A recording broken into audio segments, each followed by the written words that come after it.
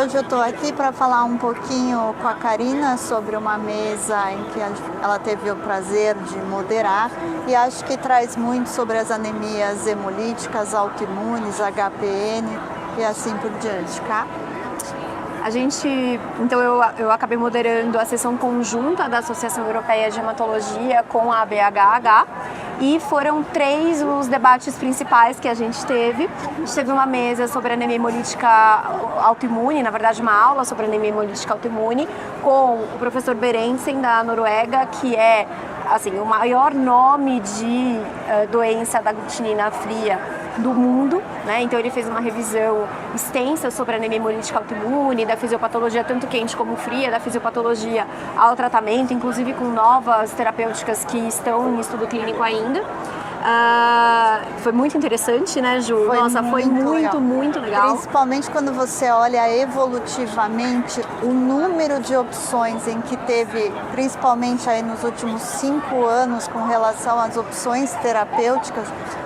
Embora muito ainda se fale no uso do rituximab, mas quando a gente vai para os anticorpos frios, você começa a aumentar um leque, inclusive com o uso de BTK, que a gente não falava anteriormente.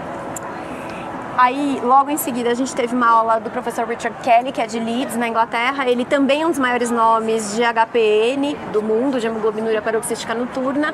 E aí a ideia foi fazer um como eu trato HPN, porque agora, também da mesma forma, antigamente a gente não tinha nada, e aí apareceu o eculizumab, e agora, na verdade, a gente tem, não vou dizer uma pletora, mas várias opções terapêuticas. Eu acho que uma das grandes dificuldades que a gente tem na prática é entender onde é que elas estão se encaixando. Então, só para quem tem hemólise extravascular, só para quem não está respondendo bem à primeira linha, ou então a gente deveria usar agentes orais, por exemplo, como primeira linha. Então foi também, acho que bem esclarecedor, né? O jeito como ele trata, claro que numa realidade de saúde pública no Reino Unido, então ele tem diversos medicamentos à disposição, então ele consegue aí fazer vários jeitos e várias primeiras linhas e segundas linhas que aqui, infelizmente, a gente ainda não tem. Espero que isso seja uma realidade logo, né? Mas acho que foi uma discussão muito interessante, bastante acadêmica do ponto de vista de como a gente trata atualmente a HPN.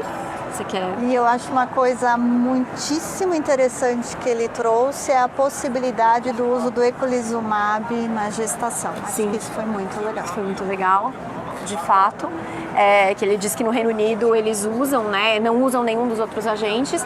E aí, por fim, o Dr. Rodrigo Calado, de Ribeirão Preto, ele trouxe aí uma visão geral, medicina de precisão nas falências medulares, tanto adquiridas quanto congênitas, mas com um olhar assim muito refinado em relação à descrição das mutações, impacto em sobrevida, então tanto mutações somáticas, mutações terminativas, mutação de comprimento telomérico. Então foi muito interessante também a gente ver como a evolução disso ao longo principalmente dessa última década. Entender a clonalidade dessa doença, que sempre foi falada, a sua transformação clonal, mas agora embasada em mutações, acho que fez toda a diferença e em breve provavelmente podemos falar de alvos terapêuticos também.